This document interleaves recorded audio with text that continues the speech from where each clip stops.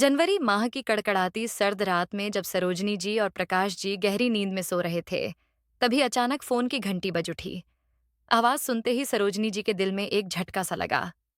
घड़ी देखी तो रात के ठीक 1:30 बज रहे थे। मन में एक अजीब सा डर समा गया।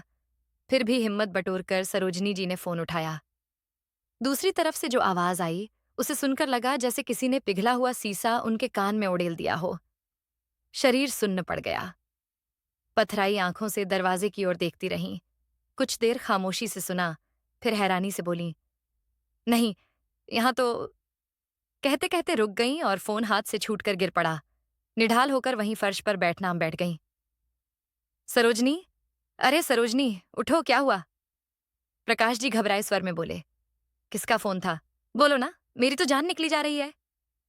सरोजनी जी फटी फटी आंखों से बोली, राकेश का फोन था। दामाद का नाम सुनते ही प्रकाश जी के चेहरे पर घृणा की लकीरें उभर आईं। दांत पीसते हुए बोले, क्या कहा उस बेशर्म ने? हमारी बेटी राधिका। कहते कहते सरोजनी जी सिसक पड़ी। राधिका को क्या हुआ? प्रकाश जी की आवाज कांप उठी। पता नहीं, शाम से गायब है। उसकी 2.5 साल की नन्ही बेटी गुड़िया भी साथ है। ससुराल वाले तब से उसे ढूंढ रहे हैं। बस यही पूछने फोन किया था कि कहीं मायके तो नहीं आई। राधिका गायब है, लेकिन यहां तो नहीं आई, तो कहाँ गई होगी? कहते कहते प्रकाश जी का गला रूंध गया। सरोजनी जी बोली, ना जाने कहाँ चली गई होगी मेरी बच्ची। कितनी बार कहा था मैंने तुमसे, हमारी बेटी बहुत परेशान है। वे लोग उसे पल पल मारते तड़पाते हैं। अब उसे वहां नहीं रहने देना चाहिए था, यहां ले आते। लेकिन तुमने मेरी कब सुनी? बहुत दुखी हो चुकी थी वह उन हैवानों के अत्याचारों से। यूं ही नहीं रोती थी फोन पर।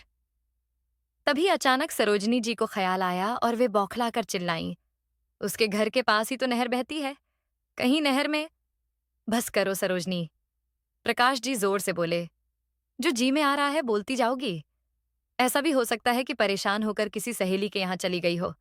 सहेली से मिलने का मन हो और ससुराल वाले मना करें तो बिना बताए निकल गई होगी। क्या पता कल तक लौट आए। ऐसा कहकर प्रकाश जी पत्नी को तसल्ली दे रहे थे, मगर मन ही मन खुद भी बेटी की चिंता से तिल तिल मर रहे थे। तभी सरोजनी जी गुस्से भरी निगाहों से पति को घूर कर बोली, अच्छा, कल तक लौट आएगी? कहाँ लौटेगी मेरी बच्ची? उस ससुराल में जहां उसका जीना हराम कर रखा था, जहां उसे जान से मारने पर तुले थे? या अपने मायके वालों के पास आएगी, जो उसे तड़पते मरते देखते रहे पर मुंह में दही जमाए बैठे रहे? जब घुट घुट कर जीना दुश्वार हो गया तो उसके पास और कौन सा रास्ता बचा था? जब जान ही गंवानी थी तो तिल तिल कर क्यों मरना? एक झटके में क्यों ना चली जाए? यही सोचकर हमारी बच्ची ने यह कदम उठाया होगा। कहते कहते सरोजनी जी फिर फूट फूट कर रो पड़ी। उनके कमरे से आती सिसकियों ने छोटी बेटी माही को भी जगा दिया। इतनी रात गए यह हंगामा सुनकर वह दौड़ी आई। माता पिता की हालत देखकर दंग रह गई। क्या हुआ मम्मी? आखिर बात क्या है? सरोजनी जी उसे देखकर और जोर से रो पड़ी। बेटी, क्या आज राधिका से तेरी बात हुई थी? नहीं माँ, लेकिन हुआ क्या? तेरी दीदी गुड़िया को लेकर ससुराल से कहीं चली गई है, अब तक नहीं लौटी। दीदी कहाँ चली गई? माँ ही हैरान। पता नहीं बेटी, उसकी सहेलियों को फोन करके देख, किस हाल में होगी मेरी बच्ची। कहते कहते सरोजनी जी की सांसें उखड़ने लगीं। माही ने तुरंत इन्हेलर दिया, सहारा देकर लिटाया। माँ, अपना ख्याल रखो, सब ठीक हो जाएगा। दीदी को कुछ नहीं होगा। सुबह मैं सभी सहेलियों को फोन कर लूंगी। घर के सभी सदस्यों की जान जैसे अटकी हुई थी। उस रात किसी की आंखों में नींद नहीं आई। सुबह होते ही प्रकाश जी पड़ोस में रहने वाले अपने दोस्त से मशविरा करने निकल गए। माही राधिका की सहेलियों को फोन करने लगी। सरोजनी जी कमरे में दीवार पर टंगी राधिका की तस्वीरों को एक एक कर देखने लगीं। बचपन की हंसती खिलखिलाती राधिका, स्कूल जाती चुलबुली राधिका, कॉलेज में यूपीएससी का जुनून लिए राधिका, दुल्हन बनी राधिका। और फिर अचानक एक अनदेखी तस्वीर आंखों में उभरी, नहर में छलांग लगाती राधिका। नहीं, नहीं, ऐसा नहीं हो सकता। मेरी बच्ची कहाँ है?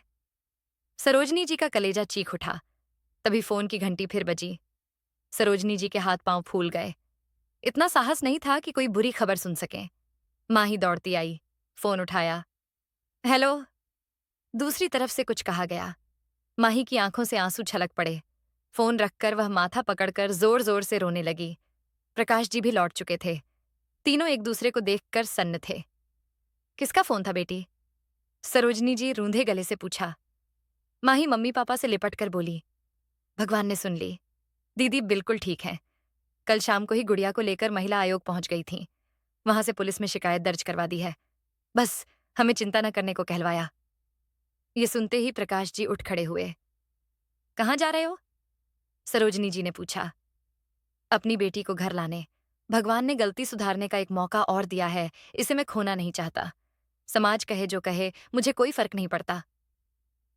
दोपहर तक प्रकाश जी अपनी लाडली राधिका और नातिन गुड़िया को लेकर घर लौटे। राधिका की हालत देखकर सरोजनी जी उससे लिपटकर खूब रोईं। तभी प्रकाश जी के फोन पर आवाज आई। मुबारक हो प्रकाश जी, लड़के वालों को माही पसंद है। प्रकाश जी ने साफ कहा, अभी हम माही की शादी नहीं करना चाहते।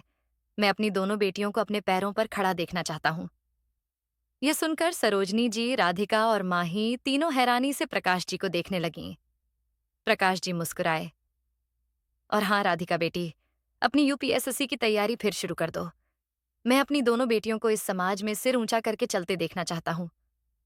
बस इतना सुनना था कि दोनों बेटियां दौड़कर पापा के गले लग गईं। लगभग 7 महीने बाद राकेश से राधिका का तलाक हो गया। 4 साल बाद वही राकेश जो कभी अपनी पत्नी को दहेज के लिए प्रताड़ित करता था, आज अपनी छोटी बहन को इंसाफ दिलाने के लिए थाने थाने भटक रहा था। उसकी बहन के ससुराल वाले वैसा ही व्यवहार कर रहे थे जैसा कभी राधिका के साथ हुआ था। अर्जी लेकर जब राकेश अपनी माँ और बहन को लेकर नए बने महिला थाने में एसएचओ के सामने पहुंचा, तो एसएचओ की कुर्सी पर वर्दी में बैठी महिला को देखकर उसके पैरों तले जमीन खिसक गई। कुर्सी पर बैठी महिला कोई और नहीं, उसकी पूर्व पत्नी राधिका थी। अब एसएचओ राधिका शर्मा। राधिका ने भी उसे पहचान लिया। एक नजर उसकी बहन के चेहरे और शरीर पर पड़े नीले काले निशानों पर डाली। पुराना वक्त आंखों के सामने घूम गया। आंसू भर आए, मगर खुद को संभालते हुए उसने सामने रखी अर्जी उठाई और पढ़ने लगी। फिर शांत ठंडी आवाज में बोली, दहेज का केस, मारपीट, पैसे के लिए प्रताड़ना, ये सब तो रोज सुनने को मिलता है ना मिस्टर राकेश? राकेश पसीने से तर, नजरें झुकाए खड़ा था। उसकी माँ और बहन काटो तो खून नहीं की हालत में। राधिका ने फिर कहा, कांस्टेबल, इनका केस रजिस्टर करो, पूरी सख्ती से। राकेश और उसके परिवार वाले बिना मुड़कर पलटे, सिर झुकाए बाहर निकल गए। राधिका ने कुर्सी पर पीठ टिकाई, एक गहरी सांस ली और खिड़की से बाहर देखा। आसमान बिल्कुल साफ था। तो दोस्तों, ये थी आज की कहानी। इस कहानी के बारे में आपकी क्या राय थी? ये कमेंट बॉक्स में जरूर बताइए। अगर आपको कहानी पसंद आई हो तो वीडियो को लाइक करें और चैनल को सब्सक्राइब करें और बेल आइकन पर क्लिक करके इसे ऑल पर सेट करें ताकि आपको नए वीडियो की सूचना तुरंत मिल जाएगी। धन्यवाद।